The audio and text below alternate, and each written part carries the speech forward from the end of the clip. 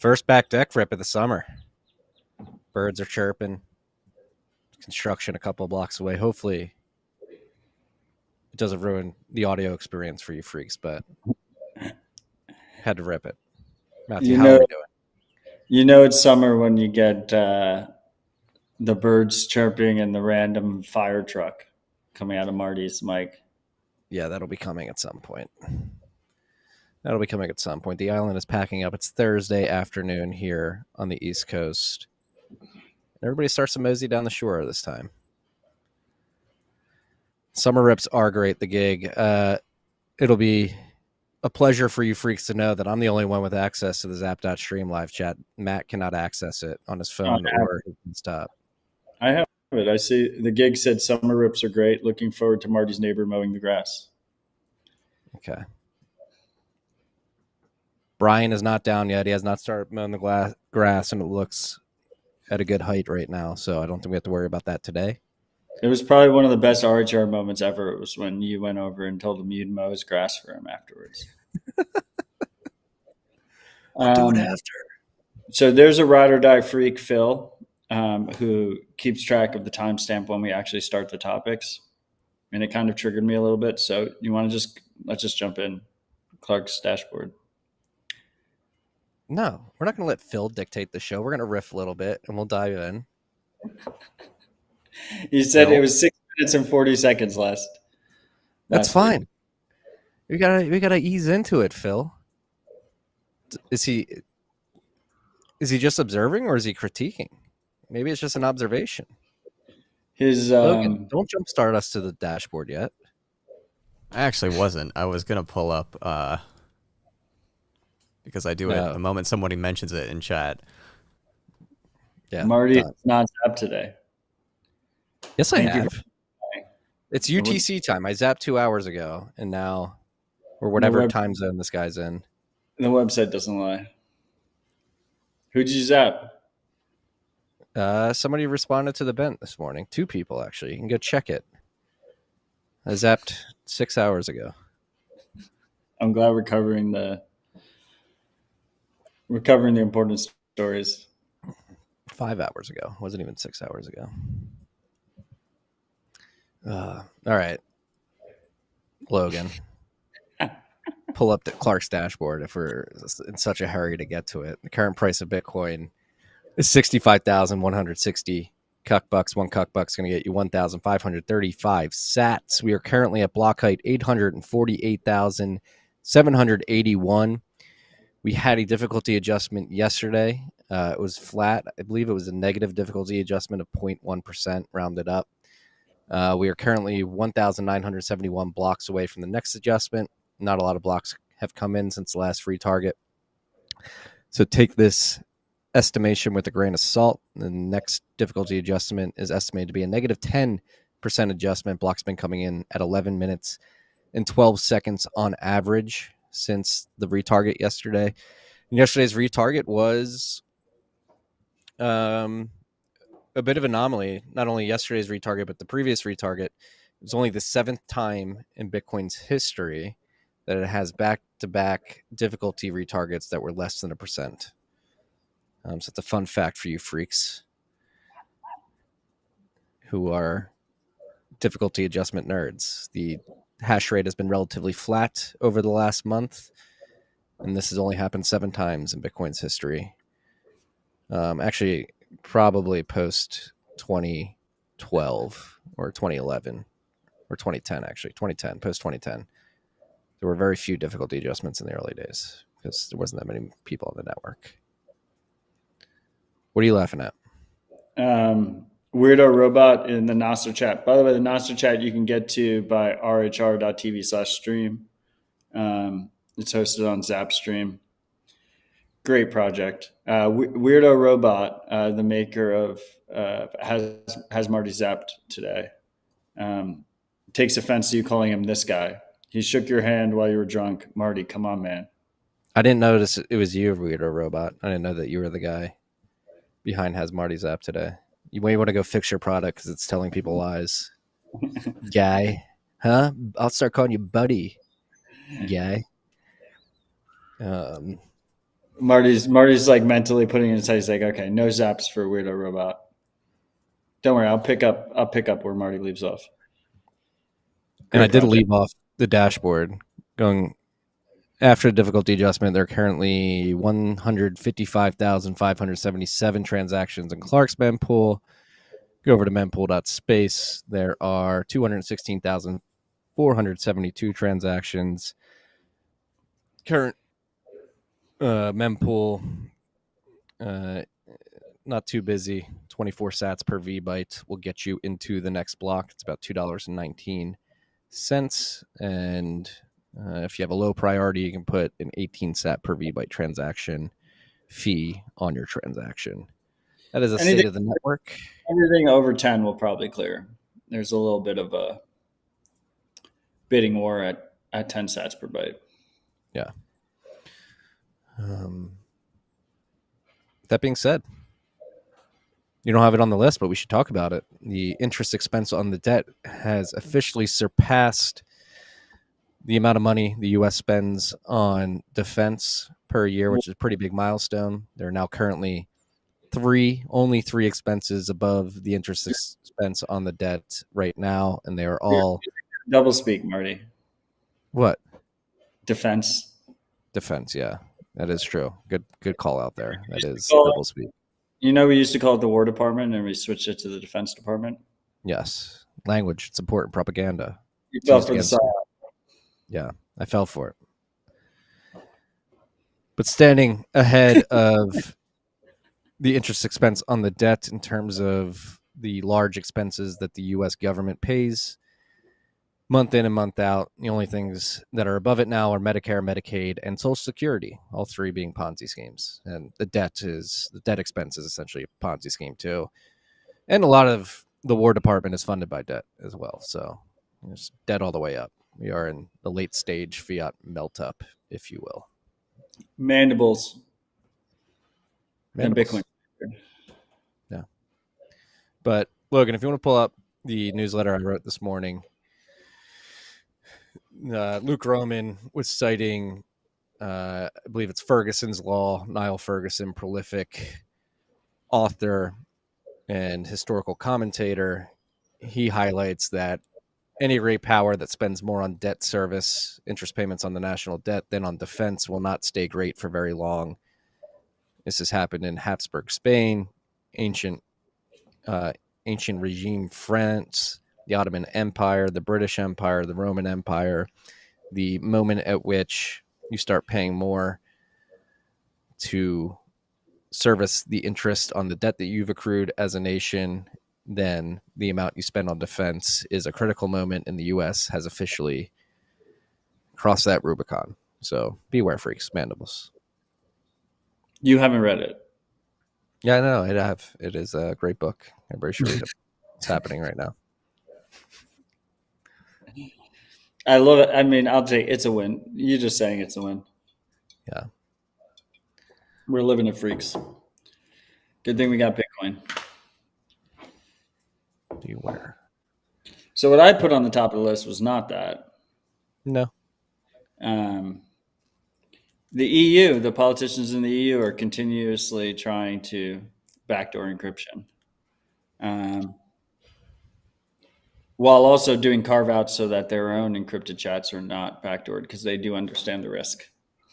They realize exactly what they're doing, and it's not actually to stop crime or stop terrorism or stop whatever they're pretending they want to stop. It's to control individuals and to know exactly what you're thinking and what you're discussing at any given time, which is incredibly disheartening. I will say, on a positive note, it seems that they didn't have enough votes to pass it today, so they've delayed it until the next session. But I have in the list, I have Meredith Whittaker, the CEO of Signal, released a short blog post about it. And regardless of what you think of Signal, I think Signal's awesome. I think it has a very clear trade-off balance, but provides pretty strong privacy guarantees and very easy to use, low friction, so that hundreds of millions of people actually use it rather than encryption projects that have different trade-off balances, right? Like Signal aims to be as easy to use as possible. I got my grandma using Signal because she wants baby pictures. She's never going to use PGP. But anyway, their leadership in terms of speaking up against this stuff is amazing. She is doing a great job. The Signal Foundation in general is doing a great job. And Marty, I was hoping you could read just the last paragraph. I'm not going to make you read the whole thing, but that last paragraph, bold in it, I thought would be important for you to highlight. That's the second to last paragraph. I'm actually going to read two paragraphs because the paragraph above that go for it is really in line with what we were discussing at the beginning of the show, which is the manipulation of language to try to make things more palatable. So here we go. Instead of accepting this fundamental mathematical reality, some European countries continue to play rhetorical games. They come back to the table with the same idea under a new label. Instead of using the previous term, client-side scanning, they've rebranded and are now calling it upload moderation. Some are claiming that upload moderation does not undermine encryption because it happens before your message or video is encrypted. This is untrue. Rhetorical games are cute in marketing or tabloid reporting, but they are dangerous and naive when applied to such a serious topic with such high stakes. So let's be very clear. Again, mandating mass scanning of private communications fundamentally undermines encryption. Full stop. Whether this happens via tampering with, for instance, an encryption algorithm's random number generator, or by implementing a key escrow system, or by forcing communications to pass through a surveillance system before they're encrypted. We can call it a backdoor, front door, or quote-unquote upload moderation, but whatever we call it, each one of these approaches creates a vulnerability that can be exploited by hackers and hostile nation states, removing the protection of unbreakable math and putting it in its place of high-value vulnerability. We ask that those, we're just going to finish the whole thing there. We ask that those playing these word games, please stop and recognize what the expert community has repeatedly made clear. Either end-to-end encryption protects everyone and enshrines security and privacy, or it's broken for everyone. And breaking end-to-end encryption, particularly at such a geopolitically volatile time, is a disastrous proposition. Great words. Cheers to that. Well said. Shout out to Meredith. She crushes it. Yeah, word manipulation. Upload moderation. Don't worry, it's just a little upload moderation. That's all we need to inject in your app, okay? Just it's not a back door. It's not a front door. We're just moderating here, okay? Think of the law enforcement. We learned this last week. You have to base everything that you build with law enforcement in mind. How can you make their jobs easier?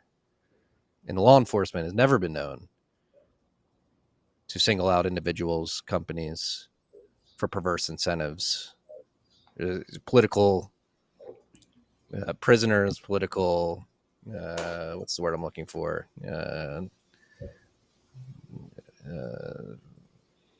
People who speak out against politicians and governments have never been targeted, political targets. That's never existed before. You don't have to worry about that. They're just going to get the bad guys.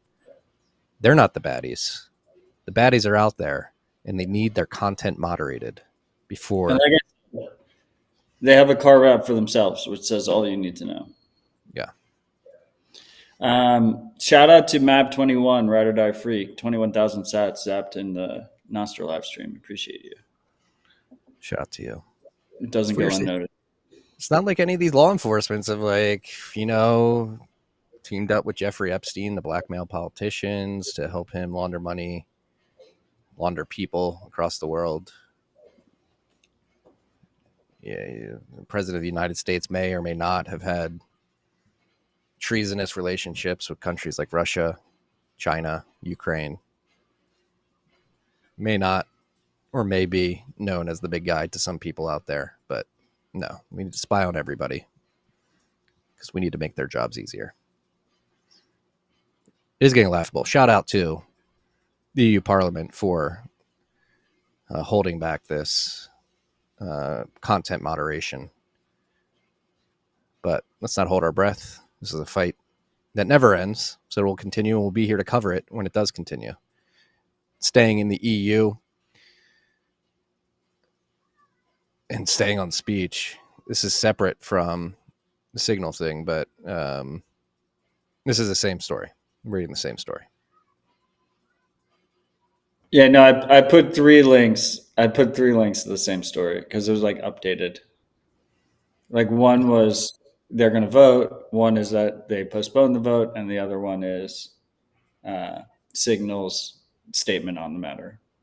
Yeah. Because I would say once again, like they've taken incredible leadership, and it's a hard topic. They like bring her on live TV and they tell her what, like, oh, how do you feel about child porn? And she has to like fight all the gaslighting on live, unedited, hostile media. That's the depths to which they had to stoop. Yeah, Is to say that if you do not agree with the content moderation, you are an advocate for child pornography. It's truly disgusting. Both the insinuation and the actual child pornography. It's exactly. yeah. So thank you, Dirty. Meredith Signal, and the EU politicians can go fuck themselves. You got it in. You got it in. This is pretty serious. Back to the world of Bitcoin. Specific LND versions prior to version 0.17.0 are vulnerable to an LND onion bomb denial of service attack. So this was disclosed earlier this week. I believe it was after an announcement 2 versions ago that highly recommended that everybody update and that a vulnerability would be disclosed in the future. Well, the future has come and passed, and we know what the bug is now. So apparently there was There was an that.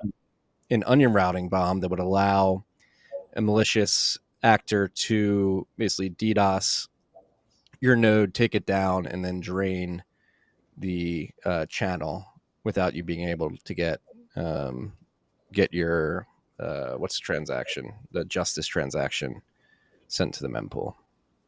Yeah, it was extremely cheap DDoS vector. I do not think the LND team said that there was a vulnerability. I think they quietly patched it and waited a year to disclose it after it was responsibly disclosed to them by Matt Morehouse. I know there's some people in the industry that think it was handled poorly in terms of disclosure timeline. Tony's not very happy about it. Yeah, funds. Well, I wasn't going to name him, but It's public. funds are at risk with any of these kind of vulnerabilities. If you can knock down the Lightning node, if you can knock down someone's Lightning node at will cheaply, then you can do a whole variety of attacks. So not great. If you have updated your Lightning node, your LND node, which is what the majority of the network runs, it's like 80-90% of the network probably.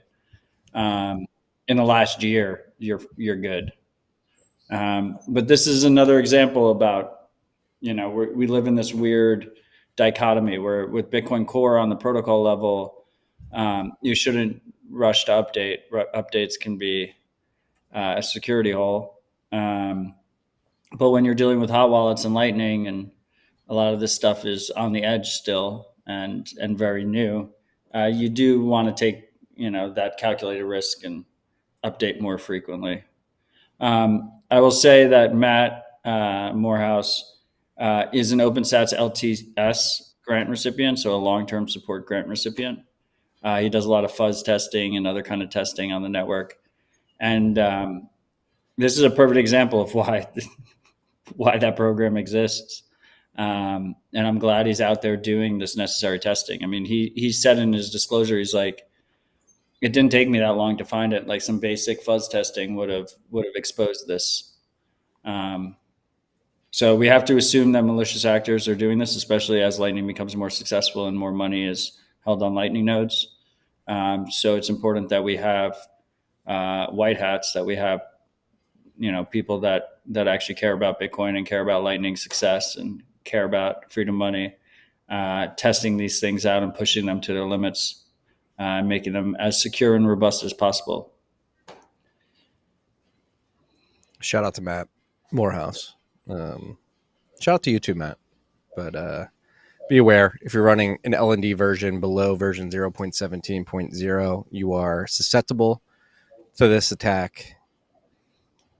And like Matt said, Matt Morehouse said it's not difficult for an attacker to beat the garbage collector. In my experiments, I was able to consistently crash nodes with up to 128 gigs of RAM in just a few seconds. So even if you have a shit ton of RAM, you're still vulnerable. So be aware. Next up on the list, we have a new segment on the show, the Human Rights Story of the Week, brought to you by our friends at the Human Rights Foundation.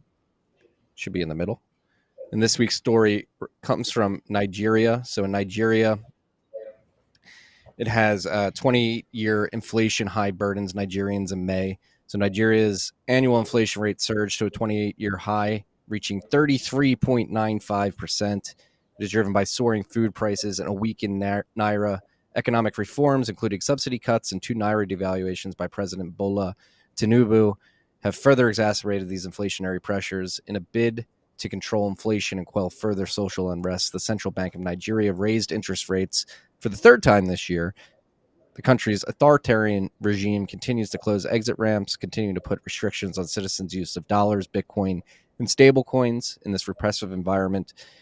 It's no wonder that Nigerians continue to come up with ways to fight back. A few days ago at the Oslo Freedom Forum, Nigerian developer Abubakar Nur Khalil announced the Volt Wallet, a new non-custodial open-source Bitcoin wallet designed to meet the needs of Nigerians navigating a restricted digital economy.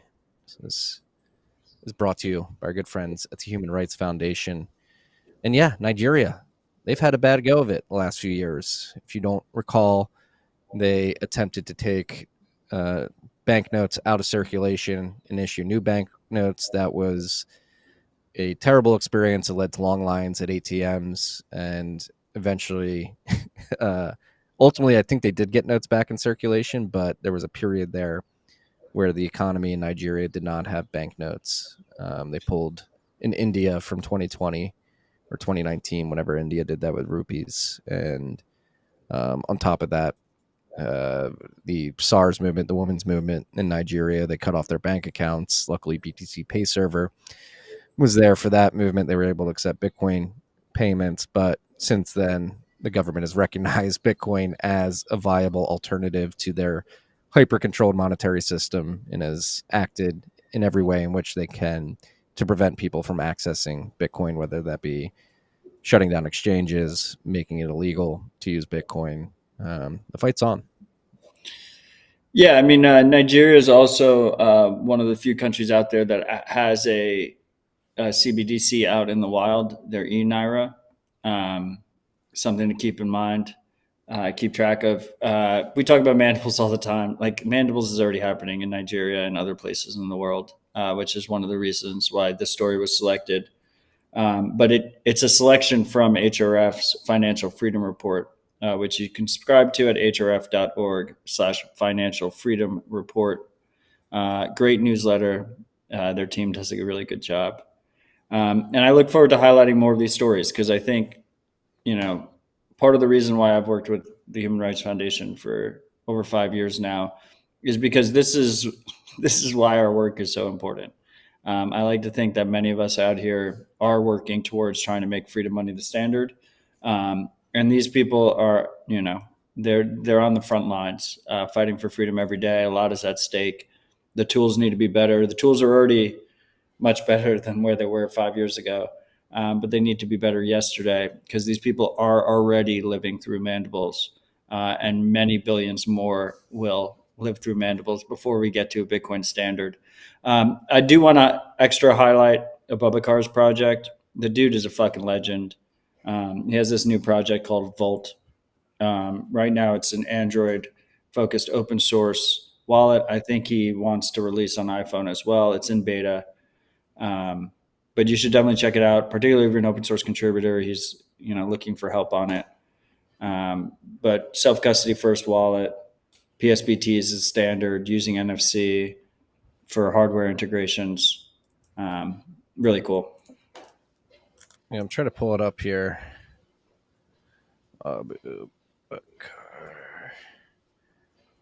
There it is. Here, Logan, pull this up. It's got like a very Blue Wallet-esque UI, which I like. I like Blue Wallet's UI. But the key features is a descriptor-based HD wallet.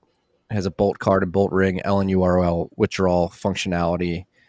You do watch-only support, PSBTs, and fee bumping via RBF are available as Lightning Network support, internet wallet, Lightning swaps, on-chain to Lightning.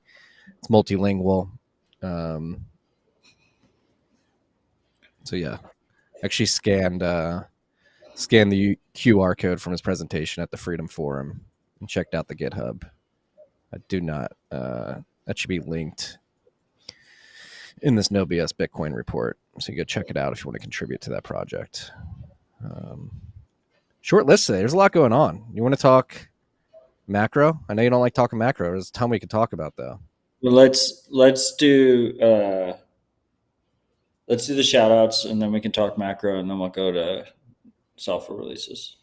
Let's end on macro. We'll do software. We'll end on the boring. I have one, like, not really. It's not macro, but it's global to end it too. All right, here we go. Top 4 boost from Rabbit Hole Recap 309, the Petrodollar Grand Finale.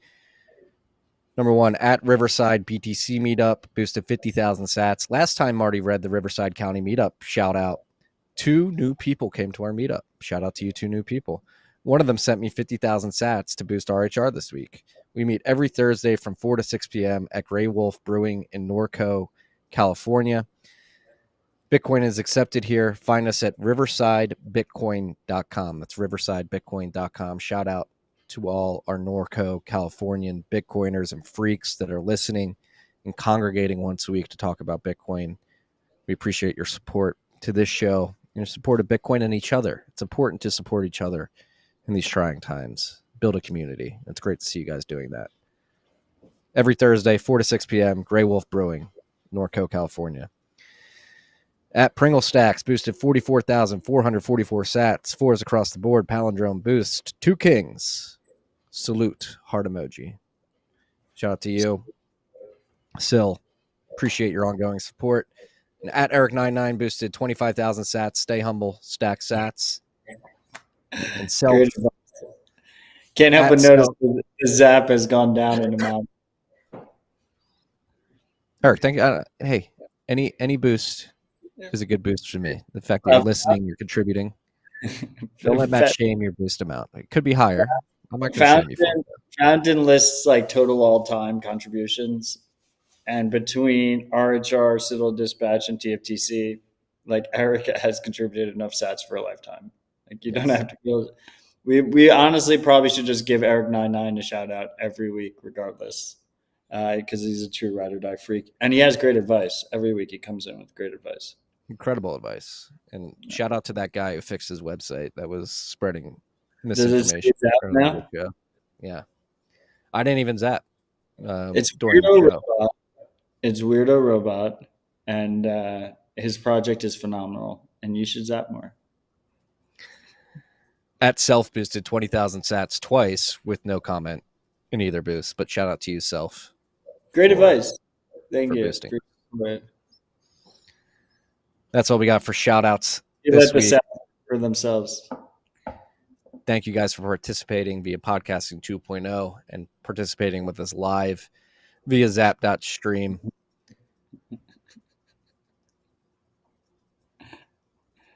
Hey, Paulie, read the book Mandibles, Not Financial Advice. Advice has a C, not an S. I'm your editor here. I see Nim33 asked in the Zap stream comments, rhr.tv/stream for that. Is Volt reviewed? Does it do NFC with cold card yet? It is the opposite of reviewed. It is early alpha. Don't use it with large amounts of money. But it's a promising project, and I love Abubakar. And I don't believe it has NFC with cold card yet, but hopefully soon. I also think it'd be great with that new portal wallet. that Alicos is coming out with. I actually have a prototype of the I portal. pre-ordered that. I should be getting mine soon. Yeah, well, I have it first. Yeah, I mean, cool. supposedly, like, blue checks were delayed. Interesting. Yeah. I mean, don't turn into the monster that you guys are trying to run away from. That's all I would say. You know, discrimination, censorship. Is this what's happening right now, freaks? They're trying to create a two-tiered society, turning into the monsters they're trying to run away from. Back to the list, software updates section of the podcast. Bitcoin Core version 27.1 has been released with bug fixes and performance improvements.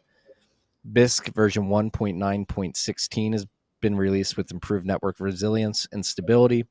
CivKit Alpha has been released with P2P order book, escrow, and PGP chat for trades. Ride the Lightning RTL version 0.15.1 beta has been released with UX enhancements, bug fixes, and more. Envoy version 1.7.0 has been released with Buy Bitcoin, the ability to redeem BTC Pay vouchers, and more. Umbrel OS version 1.2 has been released with Wi-Fi support, revamped live usage as well. And Amethyst version 0.88.0 has been released with performance mode and performance improvements. Tails version 6.4 has been released with random seed on USB stick to strengthen cryptography.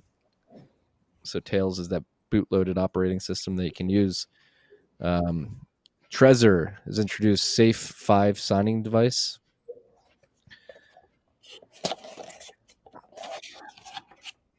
So it's a signing device manufactured by Trezor, which introduces a new flagship Safe 5 signing device.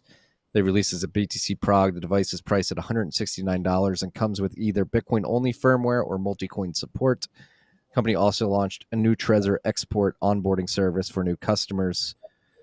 So it's equipped with a 1.54-inch screen, 240 by 240 pixels, Gorilla Glass 3 touchscreen display with Trezor Touch, haptic engine, a certified chip, EAL6 Plus secure element, so it comes with a secure element, and a micro SD card slot. The device is powered by Cortex M33 160 megahertz embedded ARM processor. It's supposed to have regular 12 and 24 word BIP39 backups and Shamir secret sharing based multi-share recovery scheme. The new backup process enables users to upgrade from a standard single share backup to a more advanced multi-share backup. So another hardware development on the market. I will say, first of Wait, all, whoa. Before you say, I just want to highlight the hypocrisy of what you just did. I got completely lambasted for doing an on-air open product a couple of weeks ago. And look at you here trying to gloat about having this wallet first. You just did an unboxing live on air of an untested product. Okay. Go on. just a reminder out there, if you send Marty a free tablet, he'll show you a product. If you send Matt a free hardware wallet, he'll do the same. I'm not shilling it. But I didn't want. I wanted to just jump in on there on the Trezor news. First of all, great to see them add a secure element. I think that's absolutely necessary because you don't want an attacker with physical access to just pull the seed directly off the hardware wallet. So it's been a long time coming, and it's really good to see them add that, particularly because they're such a large part of the market, and they were this large part of the market that didn't have a secure element. So it's really good to see them add that. This 20-word seed phrase standard thing they're trying to come up with, like, they're pissed me off. 24 word? No, 20-word. What? They're like, we solved it by coming up with a new standard. And What? they have this new 20 I words. haven't seen this. They're different words. It's a different They're not word. BIP 39? No, it's slip 39. It's their own standard. And it's supposed to be easier to use with Shamir secret sharing, so you can split them up with not multi-sig. Presumably, so it's easier to support shitcoins because you can do slip 39 with shitcoins. You can't do native Bitcoin multisig with shitcoins. That is, that's concerning to me. I think that's going to cause a lot of user confusion, and I don't think it won't be compatible with other wallets, right? That as well. Yeah, I mean, I think they said Electrum. You just muted yourself, Matt. Yeah, you just muted yourself. I think spacebar mutes. Yeah, it does. I assume Craig Raw will add support in like 2 weeks because he just ships really quick. And Electrum has support, and there's a couple other software wallets I think that have support. But yeah, I don't think this is an argument between like which standard is better. There is a standard, and now there's a completely different implementation that is going to confuse a shit ton of users, and is kind of vendor lock-in ish, right? It's like, oh, you're stuck in the Trezor ecosystem. So that concerns me. But yeah, that's exactly. The meme is like, oh, we'll solve the competing standards problem with another standard, but we don't even have we're fortunate enough that we don't have a competing standards problem. Like BIP39 seed words are the fucking standard. Like everyone uses them. It is actually amazing that is the case, that you can just like take these seed words and just move from wallet to wallet and be pretty much okay. Like sometimes derivation path is obscure and then you get fucked, but for the most part, it works amazingly well. And Is it we have seed words. Is Slip 39, prioritized in the UI? Because yeah, that could be a math. I mean, Trezor is number 2 hardware wallet behind Ledger. That could create a massive problem. I don't know. They haven't sent me a free one yet, and I only talk about products when I get free ones. So I'm waiting. The Bitcoin Park address is public. You can just ship one out there. So is the Commons. Yeah, there you go. And you can do a batch send. Just send 2 at once. But anyway, Marty, Portal is bigger than I thought. Oh, that's not like an encasing that you can take it out of? No, because you're supposed to put this part on the back of your phone, right? So you can still see and you have the touch screen. It's way bigger than I thought. Yeah, it's quite large. Anyway, there's no apps that work with it yet, so I haven't been able to test it. Like literally just its main use case is to shame Marty that I got it first. So noted. Nostr only. It has its advantages. In this case, it does? Or it was just like you were at a conference with this guy and he was handing them out to whoever was there? No, he said no blue checks. No blue checks. Yeah. Turning into the monsters you're trying to run away from. It's disgusting. Be the change you want to see in the world. It's true. Moving down the list, Braiins launched a mini miner, the BMM 100, at BTC Prague last week. I saw some cool videos of people walking around with it. So the mini miner is a compact, sleek, and discreet device that may easily blend into your living room decor. Don't be fooled by its modest appearance. It still boasts cutting-edge technology. Simply plug it in and let the sat stacking begin. It comes with Stratum v2, allowing you to enjoy increased security with end-to-end encryption and reduce data loads as soon as you activate it. The display can be customized to track your own mining data, monitor the Bitcoin price, or serve as the most interesting desk clock ever. So looks like we have another iteration, or not an iteration, but another BitAxe-like product on the market. Costs $200. Expected delivery date September of this year.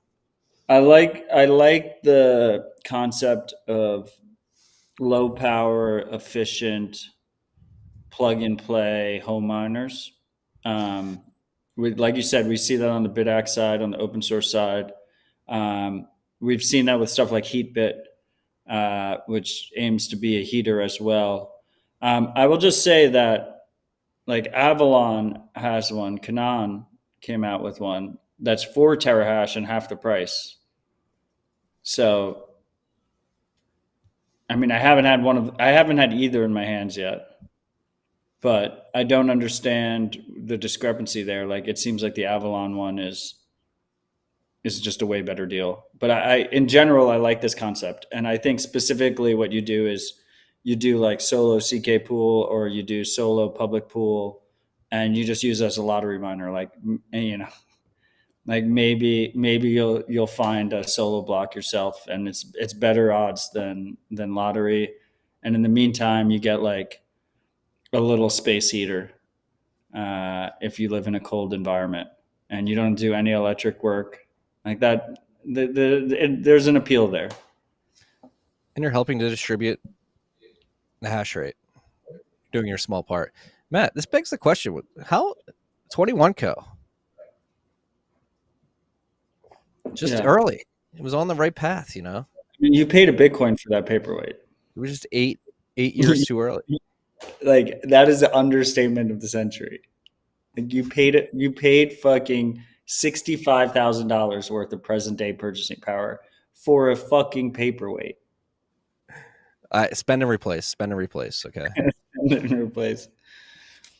Yeah. Well, I mean, I hope for your sake one day it's worth more than a Bitcoin. I wouldn't hold your breath, but yes, they were quite early. Yeah. They were early on, like the home miner. The whole concept behind the 21Co computer was the machine payable web. Lightning had not been launched yet, wasn't viable. I mean, so it's a testament to timing is very important in this market. The Avalon is 4 terahash, right? And it's half the price. It's like $100. So the Avalon is 150,000 sats. You paid 1 Bitcoin for we've come a long way, I think, in terms of, what you get, but it's still probably early. It's still probably mostly a novelty. Like, you don't get this because of like the risk reward benefit of the miner outperforming just holding Bitcoin. But it's a cool talking piece to have, and it's plug and play. I like that as a concept. Yeah, and it's 100% open hardware and firmware as well, which is good to see. Wait, with the Braiins one? Scott is saying this in the Zap.stream live chat, and I'm assuming if Scott's saying it must be true. No, I think he's talking about the portal. Scott, are you talking about the portal? Because then he says the Braiins mini miner phones home to a centralized license server for permission to operate, which sounds like the exact opposite. I think the comment you were talking about is the portal, which is completely open. Actually doesn't have a secure element, which is a concern. But we've talked about it previously. The threat model that they're going through is, first of all, you have to communicate through NFC. And second of all, it basically adds a passphrase by default to try and stop brute forcing. But NFC itself kind of limits the brute force potential. But yeah, I mean, I'm a fan of secure elements when it comes to holding Bitcoin. I am as well. Last topic on the list before we move on to riffing. I've got a lot to riff about today. Before we go to the next one, have you seen this Canaan Avalon thing? I thought it was like a scam, but like people started receiving shipments. Like, it almost, Logan, I put it in the chat.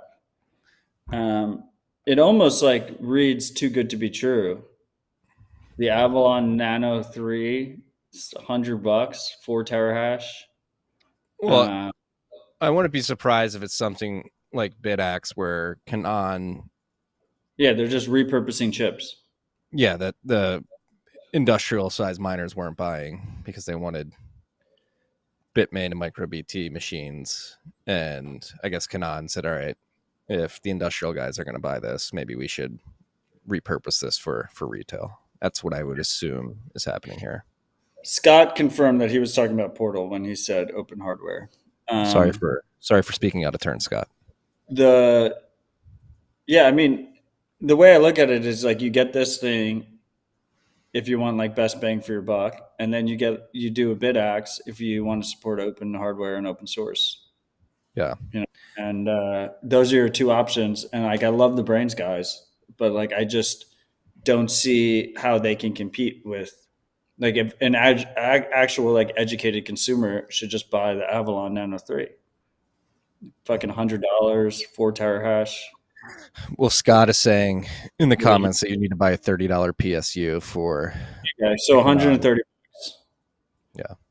$130 for that versus 200 for the Braiins. Like they're out competed already. They came to market with a way more expensive product. It's 1/4 of the terahash. I'll probably still buy one for $200 just because it looks cool. You're gonna buy an Avalon too? Maybe, yeah. When you buy BidX, I have to get on all this. I have a bid axe already. It overheated because of the update, but yeah, look at you forcing updates live on air. That it still works destroys fine. those I BidXs. updated it again. Everything works. It's good. We're good. We're golden. But I think this concept is cool to me. You just like plug it into a regular outlet. You don't need like you got like a little space heater that's like running the lottery.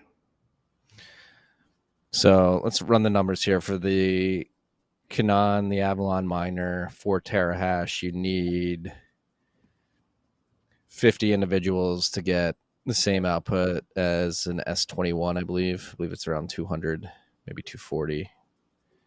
So maybe 60 individuals. So 60. I'm trying to think of how many individuals you would need to buy these products to. If you live in a house, you can get like 3 of them, put them in different rooms. Yeah, but I'm saying like in the thought experiment of decentralizing hash rate geographically and hash rate ownership more granularly, like we'd probably need a few million people to make it so that aggregate hash rate would be enough to act as like a good hedge against hash rate centralization. Yeah, I mean, I think this is still like mostly a novelty.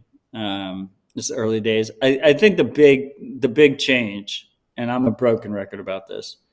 The big change is like when you go into Home Depot and like you buy your water heater, and the water heater is a Bitcoin miner, and then you can put significantly more power there. Like it's like this, the central heat or the central hot water, right? And then you're getting the benefits of the waste heat, and we're still probably like 5-10 years away from that. Mm-hmm. But it's got to start somewhere, right? And a lot of people do use electric heaters. I mean, they don't call them space heaters in Europe. They're just heaters. Like that, electric heat is the standard over there. Yeah, they don't have AC. Apparently, it's a big Yeah, big problem this summer. they basically live in the Stone Age over there, and now they don't even want you to have message encryption. So, Greg is asking about if we mentioned the Bitcoin Knots update in the software.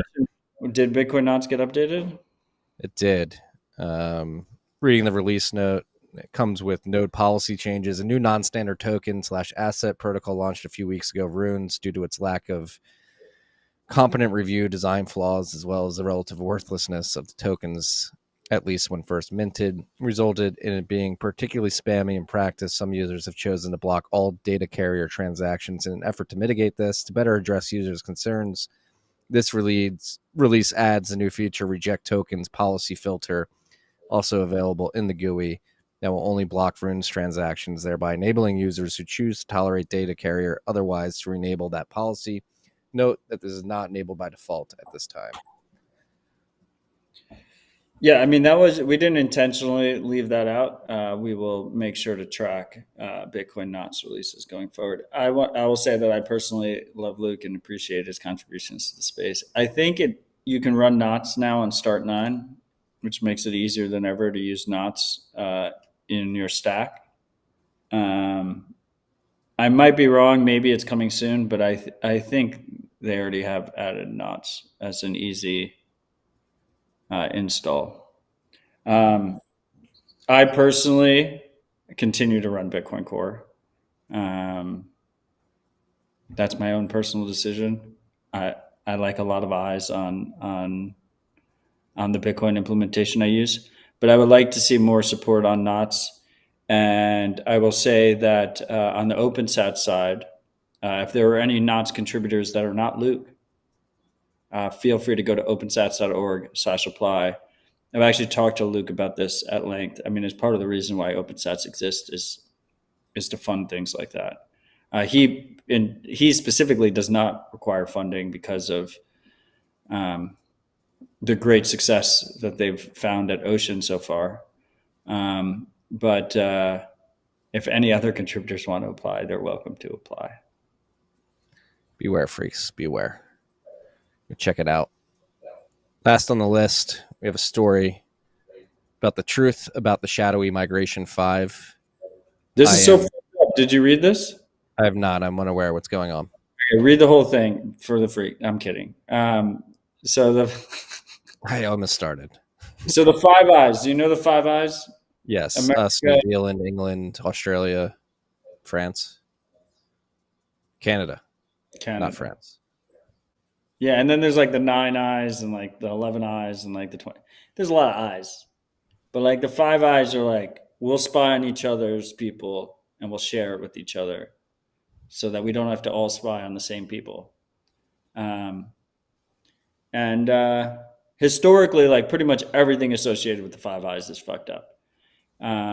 But they were doing this thing where like if someone sought asylum in one of those 5 countries, they would share all of that personal information, like all the family background, everything, the fingerprints, the eye scans, like everything you do at a border. They would share all of that among each other if you were seeking asylum. Since then, it's been expanded. So they just do it for anyone who comes into their country. So if you go to US, like they share it with the other 4 eyes. If you go to Australia, they share it with the other 4 eyes. You go to New Zealand, they share it with the other 4 eyes. Everything for every person who comes into their country, eye scans, fingerprints, all the personal information that they make you fill out when you cross a border. Incredibly fucked up. This New Zealand publication broke the story. Yeah, it's something to be aware of. Like I've said previously on Rabbit Hole Recap since before COVID that we should, especially if you have an American passport, that it's never been easier to travel the world than it is today. And it's going to get worse. And then COVID happened and it just like immediately got fucking worse, which I'm not pretending like I expected global borders to close the way they did during COVID. I mean, that caught me completely off guard. But yeah, it's going to continue to get worse. And you have no rights when you cross the border. So keep that in mind. Yeah. You're incredibly vulnerable when you cross the border. And your devices. I'm reading this story, and it just highlights how dragnet surveillance is not only unconstitutional and an overt infringement on civil liberties, but it's just completely ineffective. Like the story that they highlight in this piece is this baby, toddler. Sebastian was 6 weeks old when he was identified by an airport check-in assistant as being on the terrorist no-fly list. She took us aside and in a hushed voice, she told us it's because he's getting flagged. And so like they're doing this dragnet surveillance. And it's same name as someone else. Yeah. Like he's 6 months old. Like it is empirically impossible to be a 6-month-old terrorist.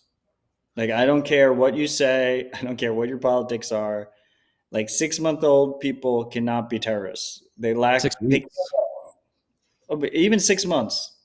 Like 6-month-olds cannot be terrorists. They can't fucking walk yet. They can't talk.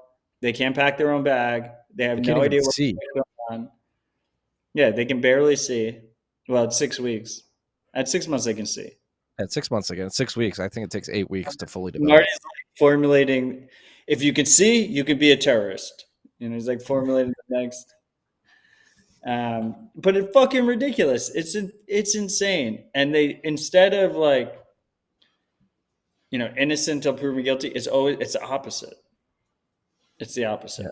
Everyone is Yeah, guilty until we proven have to innocent. detain your 6-week-old for 12 hours by himself so that we can determine whether or not he's a terrorist. It's completely dehumanizing. Like, it is completely stripped, particularly those who work on behalf of the state, their humanity. Like, there's no ability to make an educated decision. Like, they are so mind warped that they're taught to work by the book by the administrative state. And it's like, oh, if he's on the list, he's a terrorist. We have to set you aside here.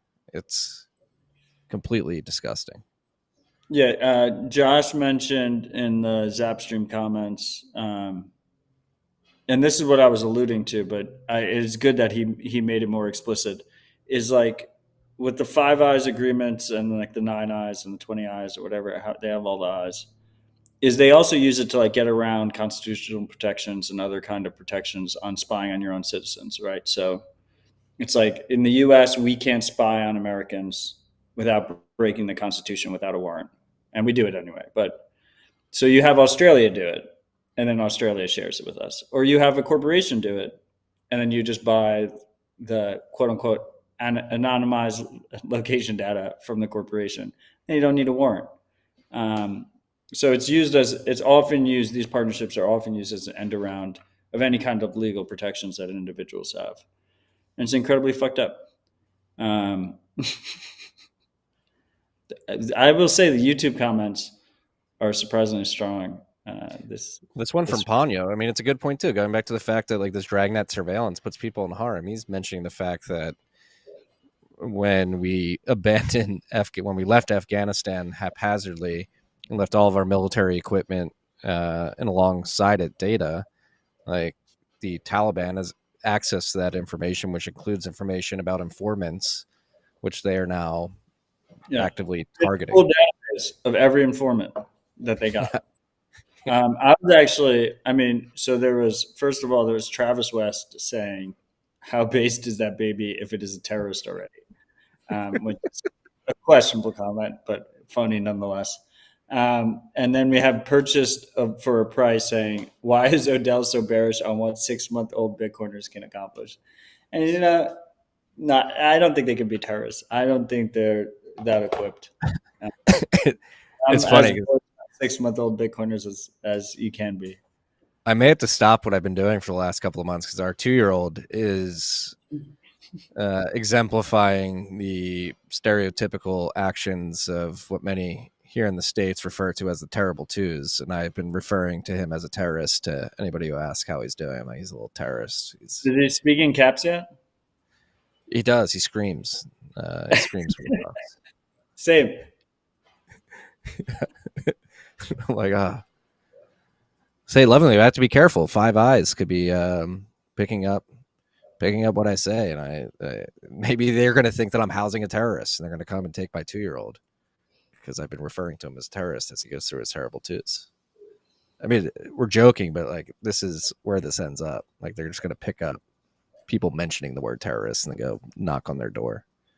No, I mean it's particularly like my work with the HRF like has really, like we have ridiculous privilege having American passports.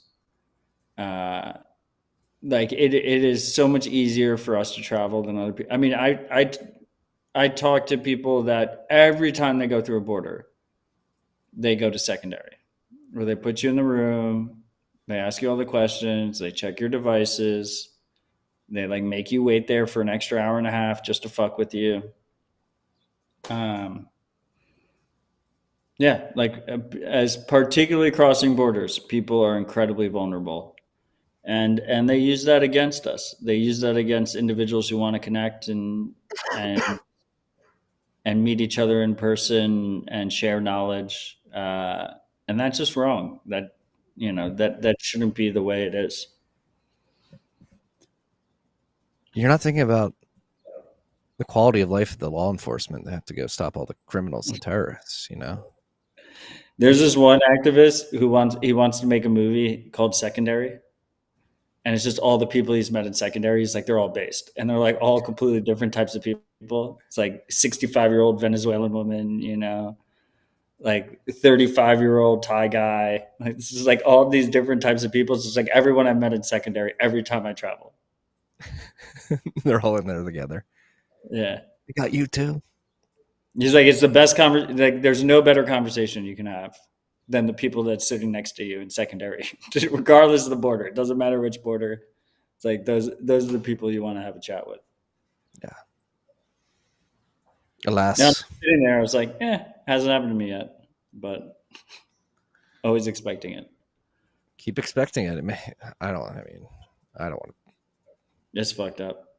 Yeah.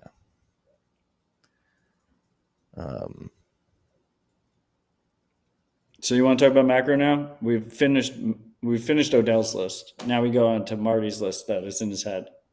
Well, I think this is something that everybody should be aware of. It's not necessarily macro, but it could be a good segue into macro, more banking issues. Logan, you pull up the tweet, but I'm not sure if you freaks have been following along, but there is a bit of a crisis going on behind the scenes, particularly in the banking as a service industry, which has popped up over the last 5 years, I think, most prominently.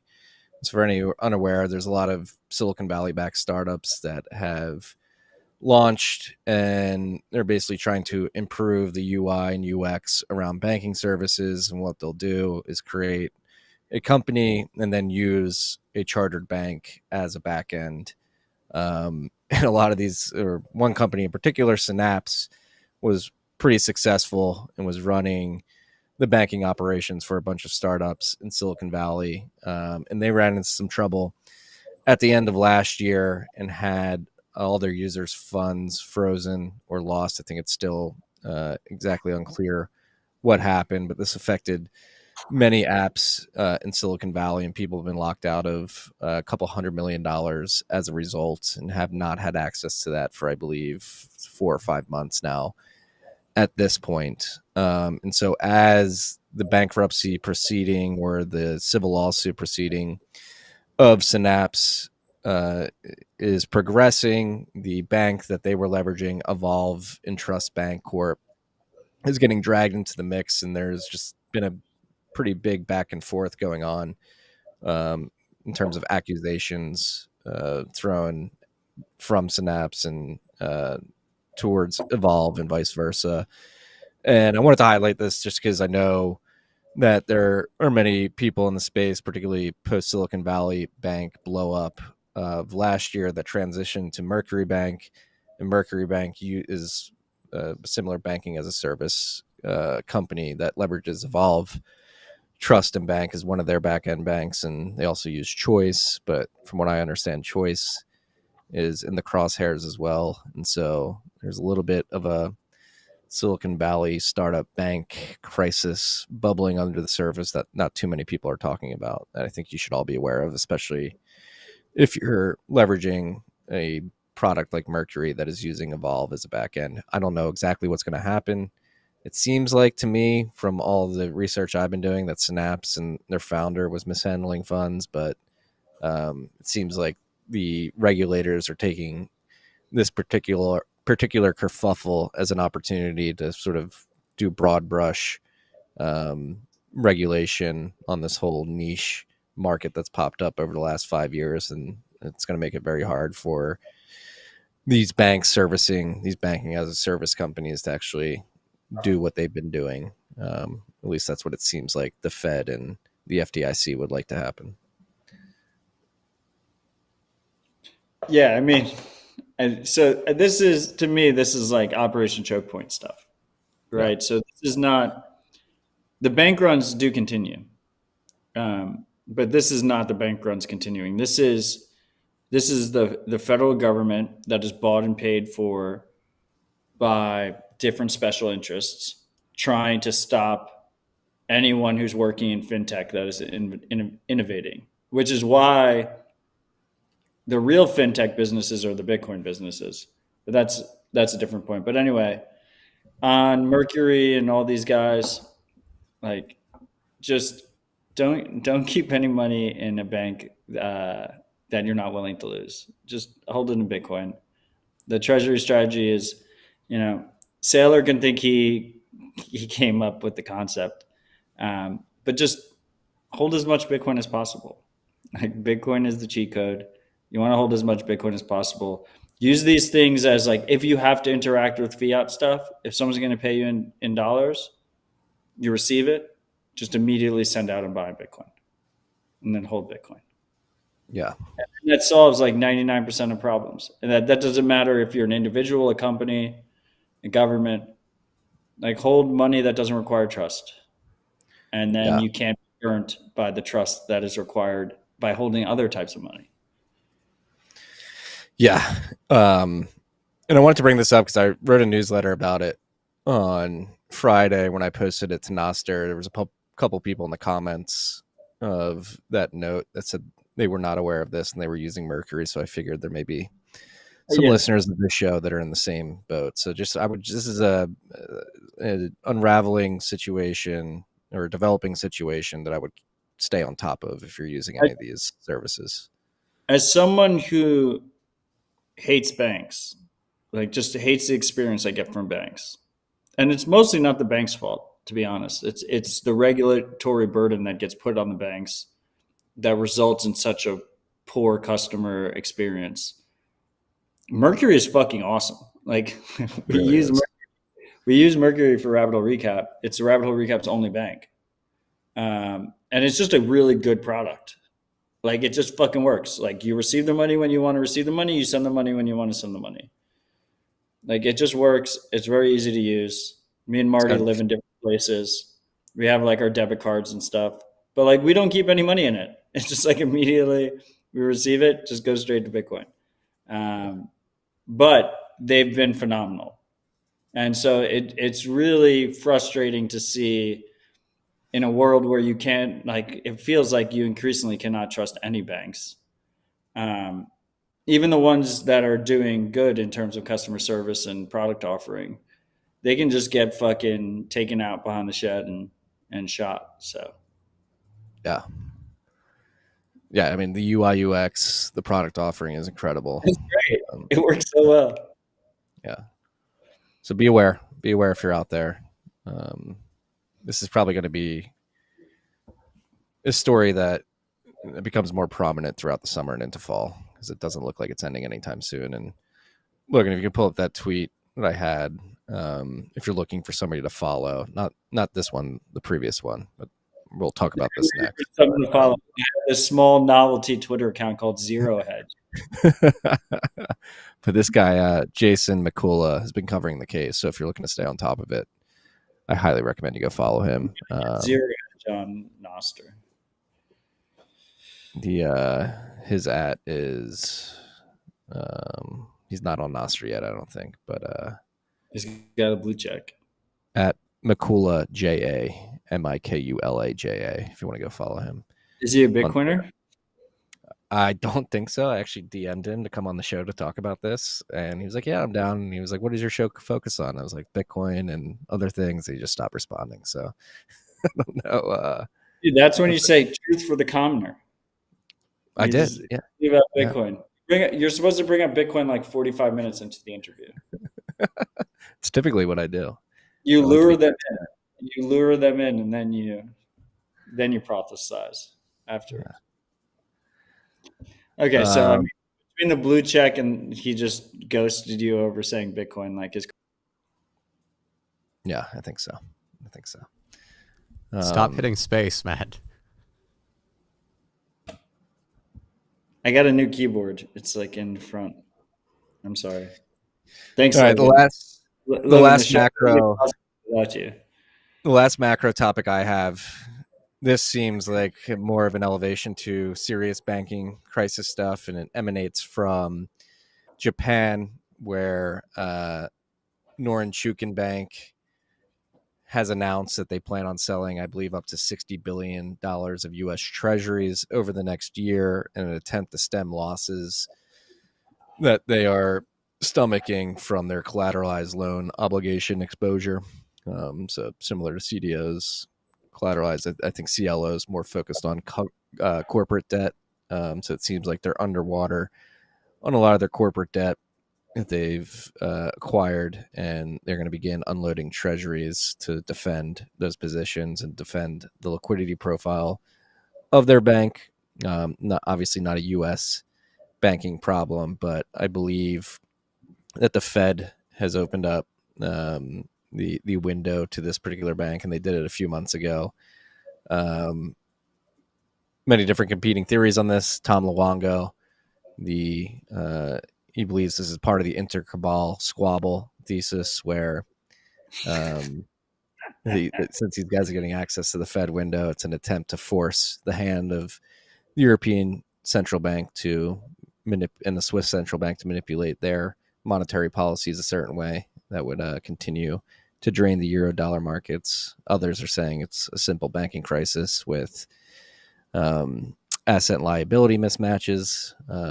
But fact is, they're going to be dumping treasuries. This is something that many have speculated would begin to happen, particularly out of Japan, considering the nature of the Japanese yen, how it's been trading against the dollar, and the systemic nature of their U.S. Treasury position as a central bank and an economy overall. So a bank in Japan is going to begin selling U.S. Treasuries, which is interesting. And this is happening the same week that Paul Ryan wrote an op-ed in the Wall Street Journal, basically advocating for the proliferation of stablecoins in the U.S., arguing that the demand that stablecoin issuers provide for treasury auctions is becoming somewhat of a national security issue. So very interesting timing on those back-to-back stories. Mandibles. It's a little bit like of a, it's like a Mexican standoff. It's like everyone knows they're holding shit, and it's like who unloads the shit first. Like, why would you hold it? Once again, who would lend the U.S. government money? It's just think about it. From like this is the worst, most degenerate friend you've ever had. Don't lend him money. It doesn't make any sense. It is not risk-free yield. It's the opposite. It makes no sense to me. We have Paulie in the comments. He zapped 21,000 sats on the Nostr live stream. I felt like he deserved a shout out. He had great advice. He says, read the book Mandibles. It's a good read. Consider it. Consider it. It's a great book. I have another topic. We have like 20 minutes to your hard stop, right? Yes.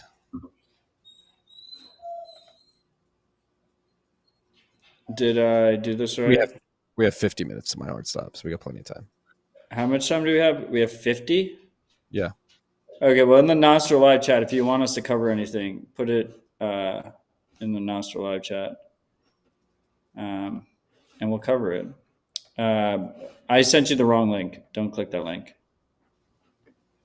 Is it porn? This is the link. This is the link I meant to send you. It's not porn.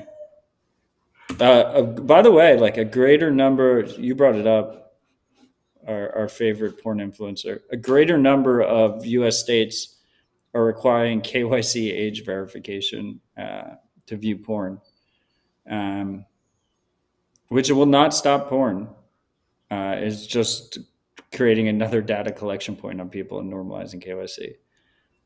I think the way you stop porn is podcasters around the world that are focused on completely different topics than porn, bringing it up every week on their podcast. Like, I think that's how we stop porn. I don't bring it up every week, but stop watching porn, freaks. So check this out. Cris Cyborg, UFC women's fighter, featherweight, fucking champion. Like, she wins all the time.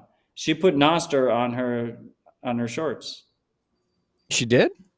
Yeah, and then she, bragged about it on Nostr after she beat the shit out of this woman. She's pretty based. I sat down. Thomas Packey and I sat down with her at the Pub Key bus during the Bitcoin conference in the summer. Can we get her? Can we get her to our live event on July 25th? I wouldn't be surprised. That'd be a good fit. She's a big Bitcoiner. She gets it too, and she's big on Nostr. She's a Nostr person. She understands Nostr. Speaking of which, we've been getting reminded all day to pump the live event in Nashville. So this is a perfect opportunity to do it. Cris Cyborg may or may not be there. She's going to be there. It's the last RHR ever in person. Last RHR ever, July 25th. It's Thursday, 4 to 7 p.m. in Nashville. If you're going to the conference, go to pubkey.bar/RHR. Get your tickets while you still can. VIP tickets are completely sold out. GA's going fast. Only $50. It's going to be 3 hours. Bitcoin. We accept Bitcoin too. There's a lot of events going on that day that aren't accepting Bitcoin. There's going to be our own dog food here. There's going to be a Zeus after party afterwards.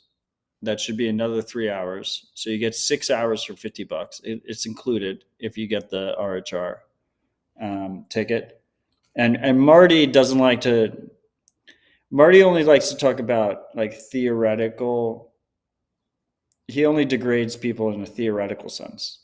There is a pleb party that is going on the same time as us, and they're charging 5x the amount of money, and they're not accepting Bitcoin.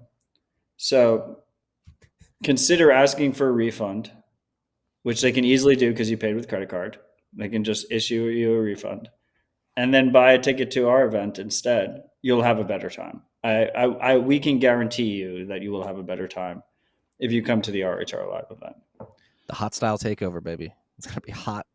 It's going to be styling. We're going to be profiling. We're going to have Cris Cyborg there. She's going to fight Marty. There's going to be... Hey, I don't want to have to beat up a woman, okay? I don't want to... She only fights blue checks. She only fights blue checks. Otherwise, I would volunteer myself. Cris, if you're listening, I know you'd kick my ass. I'm kidding. Yeah. It's going to be fun. The PubKey people come up with ridiculous concepts that we just like reluctantly agree to. So, yeah, I had something else to mention. I forgot it. What did I forget? Fill in real quick. I'm going to remember this. Pubkey.bar/RHR. You can pay with credit card or Bitcoin. We give you options. I remembered. Thank you. I mean, we talked about this earlier. No, did we talk about this earlier? I don't think we did. I talked about this earlier with somebody else. But did you see this? You didn't because you're not on Twitter. But I think you'll appreciate this. The shitcoiners are beginning to understand something that Bitcoiners have been telling them for well over a decade, which is that all these cryptocurrencies compete on monetary properties. I think we should take some time. Not going to theoretically call this guy out. Going to call him out directly. Mile Doucher. Look and pull up this thread. We're going to call him out. Miles Doucher. He discovered a major fundamental flaw in crypto that is starting to emerge. It's the number one reason why altcoins are underperforming this cycle, and currently there seems to be no fix. He just dug through all the data, and what he found was shocking. How altcoin dispersion is killing crypto. And he basically explains in 100 tweets that apparently you can just create supply out of thin air with all these altcoins, and it's making it hard for the price to go up. So you got a systemic existential crisis going on in crypto bro land where they're finally noticing on Twitter. The best part is it's like a 100 tweet thread. And at the bottom, I didn't read the whole thing. I was just like scrolling, like, all right, what's this guy going to say at the end? He's like, I figured out a way to pick the altcoins that aren't going to do this. Follow my newsletter, and I'll tell you which ones. Like and subscribe. Thank you. Yeah, they're all competing monies. Everything. At the end of the day, what do you hold your money in? What do you hold your time in, your wealth in? You're going to choose. You're going to make a decision. Everything competes. It's a global free market. Who will win? I think the scarcest, most hard money will win. Like that is the Bitcoin thesis. in a nutshell. Yeah, I just thought the dramatization of the thread. I discovered something that people aren't talking about. It's like, It if you really can is, print more, dude. they will print more, and it doesn't make the number go up. It's like, holy shit, bro. Dude, it's internal September on. Like, this cycle has barely gotten started. Like, Twitter is gonna be just everyone coming up with ideas that, like, Hal Finney like posted about a Bitcoin talk like on like week 4. It's like that's where you're gonna be at. That's how it always happens. We have Kevin R. 21,000 sats zapped us. You, Kevin? Thank you, Kevin. He said, join the Node Runners community, batch transaction coordinator. See instructions on wasabi.cravens.nl. I'm getting closer to the first successful coin join round. Shout out Thank to you, you. Kevin. And there's a lot of spamming conversation going on in the Zap.stream live chat. You want to talk about that? We have some time. There's no such, I mean, it's a valid transaction. You may not like it. And I'm of the opinion, if you give it too much air, you're just boosting these people. Greg really wants me to run Bitcoin Nuts. And I appreciate the Bitcoin Nuts project because it's good to have options. Like, users should have as many options as possible. I don't think blocking these transactions at the node level, if you're not a miner, really does anything of significance. Like, you're not changing anything on the consensus level. We've had mines like Polstra, who are way greater than mine in terms of understanding how these systems work, say that we can't change the protocol in a way that blocks those transactions and doesn't block other transactions. So you're really doing nothing. You're just making yourself feel better. Then Greg asked me a second time, he goes, when will the spammers run out of money? You've been calling for this for a while, Matt. Like, ultimately, the defense mechanism is the transaction fee market. Every time someone sends a transaction you don't like, they have to pay a transaction fee to miners. And that's a beautiful free market. It's what does the market want to pay to get included in the Bitcoin blockchain? And I will say, although I have been correct that mempools have not cleared, and that there is a relatively healthy Bitcoin fee market going on, Bitcoin fees are like not that high right now. They are running out of money. They are literally subsidizing miners constantly. They're just sending to a lot of miners that didn't do good financial planning that like could use the little stimulus package that they're getting. So like, if you can confirm in 11 sats per byte, congratulations. That's fucking awesome. Like, I don't see the fear. Is it not great that the UTXO set has blossomed and grown and makes it, you have to use slightly better resources to run a Bitcoin node? Like, no, that kind of sucks. Like, Raspberry Pis are not a great way to run a Bitcoin node right now. But like, if you have to spend $150 on hardware instead of $35 or $45, once again, you gotta like, we don't live in a vacuum here, and it is what it is. That attack vector exists. They can do whatever the fuck they want, Yeah. and we can't stop them. So that's how I feel about it. Yeah, Logan, pull up that mempool.space. I will say, like, a lot of the people that virtue signal about this shit control large amounts of hash, and they continue to confirm their transactions. They take the money. All you have to do is look at the hash rate of Ocean and look at the hash rate of everyone else. Ocean is a negligible portion of hash rate. Actions speak louder than words. Marty and I do not control a large amount of hash rate. I like to think if I did, I would, in principle, not mind those transactions. Obviously, I don't control that amount of hash rate, so I can't prove that out. But I did delete my Twitter account, so that there's something there. Logan, doesn't look like you have access to mempool goggles, but the reason I want you to pull up this block is because if you filter using the mempool goggles for inscriptions, it's not too many transactions in the block. It doesn't seem to be pricing out economic transactions, at least recently. And yeah, you look at it, just comes in like spurts. Yeah. Like So Runes has like the system where it's like go to after data and then inscription. they make like more rare runes or whatever. So it's going to be like a little bit. Like Yeah. So here's the filter for block 800. 48,792, and the highlighted transactions are all the inscriptions in the block, which it's not overwhelming. Yeah. I think these people are wasting money. I think the JPEGs are not aesthetically pleasing, and I don't know why. You need to store them in Bitcoin. I wouldn't. I don't think people. These people want to. If they want to burn their money, then they can burn their money. You know, don't throw the baby out with the bathwater, right? Like, don't panic into making a bad decision that is forever because of short-term shitcoin nonsense. Like it's a very simple way of looking at things. But I think it's very helpful. We do have Josh in the comments. He's a little bit impatient, asking, has Fediment fallen off? I thought it'd be more revolutionary, but doesn't seem like it's gaining much traction. It's still very, very early days. Yeah, we had the first stable release 4 months ago. Yeah, it's not. Yeah, I mean, you can use it in production right now on mainnet with Mutiny Wallet.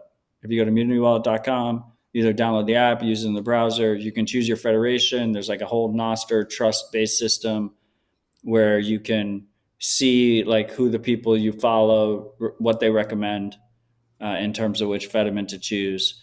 But I will just say, from my dialogue with people that are testing these things in the wild, it's still very early days. Like I don't, when you test these things in the wild is when you start to come up with issues and you start to realize what concerns there are, what threat vectors there are, what vulnerabilities exist. And it's going to take a little time, especially if it's larger amounts of money. So I think it's still quite early. That's one of the cool parts about the Cashew project, the Cashew protocol. They don't have that whole federated element, so they can just iterate way, way, way quicker because they don't have the complexity of a multi-sig underlying the whole thing. But I do think ultimately the vision, especially for larger amounts, should be a multi-sig model because we can do that with Bitcoin.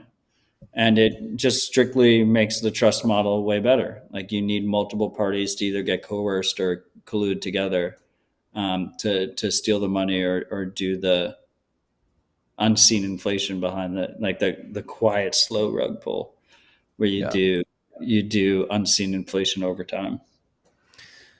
Yeah, and to your last point there, Josh, I thought it'd be more revolutionary, but it doesn't seem to be gaining much traction. I think certainly like consumer application, if you're looking for traction there, it's definitely not there yet. But in terms of development, particularly on Cashew, it seems to be exploding. It seems like there's people experimenting it and launching new projects every day. It's just and same with Fediment, I think. Like, I mean, once again, like the Mutiny experience is quite nice. Like it works today with Fediment. But I think a lot of the stuff is still quite early. Have you been following this Orania stuff at all? The what? Orania? No. What is it? Looks like there's, I think it's like one of these private state projects that's budding in South Africa. It seems to be getting some traction, some success. Speaking of that, I've seen a lot of people talk about it. Orania. Logan, have you been following this at all? Orania. Orania. Town in South Africa. Yeah. But they've launched their own currency. They've got private security forces. I think with all the chaos that's been unfolding in South Africa. Not yet. I think the guy mentioned this. Yeah, Lord Miles, I think he's down there right now checking it out. But our boy Ronan Miner asked a question. Apparently the guy running it had an AMA earlier today. Logan, you pull this tweet up.